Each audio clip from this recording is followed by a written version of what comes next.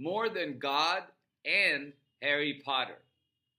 Welcome to Law and Society. Please subscribe. We're going to talk about Pam Bondi's hearing a little bit more. Pam Bondi aggressively pushed back at any innuendo that Donald Trump had engaged in criminal activities related to Jeffrey Epstein. At the House Judiciary Committee hearing, committee members pointed out that Trump appeared more times in the Epstein files than God is mentioned in the Bible, and Harry Potter is mentioned in all of the Harry Potter books combined. Bondi said that she was offended by Rep. Moskowitz talking about God and the Bible and continued to refute that Trump had engaged in any criminal behavior related to Epstein.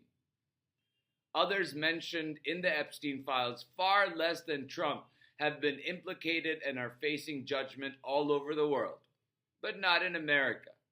In America, the man mentioned in the Epstein files more than anybody else other than Epstein himself is a president of the United States, and his loyal attorney general won't tolerate anybody saying Trump engaged in criminal behavior related to Epstein. She also will not release half the files required by the Transparency Act that Congress passed nearly unanimously. Congressmen like Rep. Raskin and Thomas Massie have reviewed the unredacted versions of the Epstein files.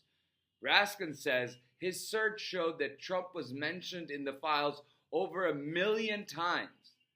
Massie said that DOJ had redacted names of predators while publishing the information of survivors who did not want their information divulged.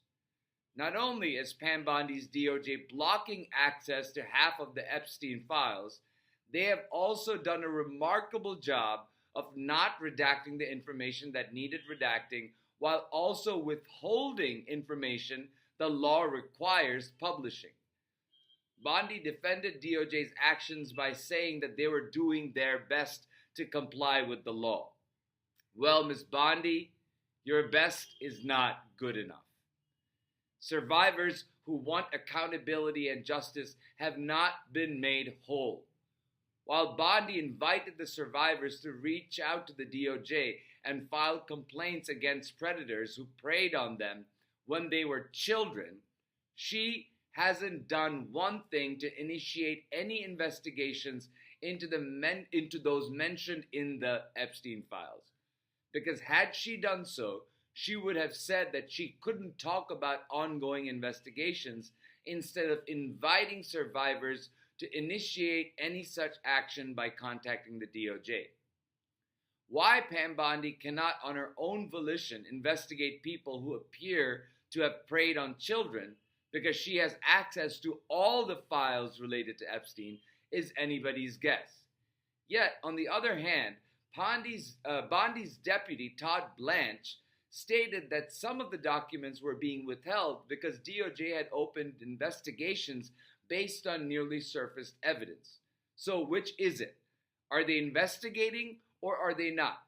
And if they are, why haven't they contacted any of the survivors who are ready and willing to work with the DOJ to get their justice and the closure they need? When it comes to Donald Trump, so far nobody reviewing the published files have alerted the public about evidence of crimes committed by Donald, despite being named in the files over 1 million times. And even if I were to give Donald the benefit of the doubt and say he didn't commit any crimes, we as a nation must ask whether a man who was so close to America's biggest and most notorious child sex trafficker is fit to remain as president. Lastly, DOJ needs to release the remaining 3 million files that they keep withholding, thereby defying the Transparency Act. The DOJ has said that it won't publish them, and that cannot be an acceptable answer. Congress passed a law, and DOJ must comply with it. If Pam Bondi and others continue to withhold the remaining documents, Congress should take the matter to the judiciary. Let the judiciary decide whether DOJ must comply with a law that passed Congress nearly unanimously, specifically ordering the DOJ to release all of the Epstein files. Does the DOJ have the discretion in such a situation to withhold anything other than information that would further harm and re-traumatize survivors of child sexual abuse?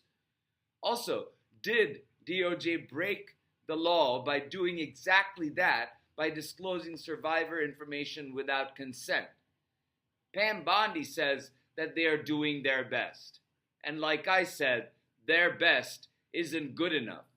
And such a shoddy performance is unbecoming of the United States Department of Justice. Thank you for listening, and I will talk to you soon.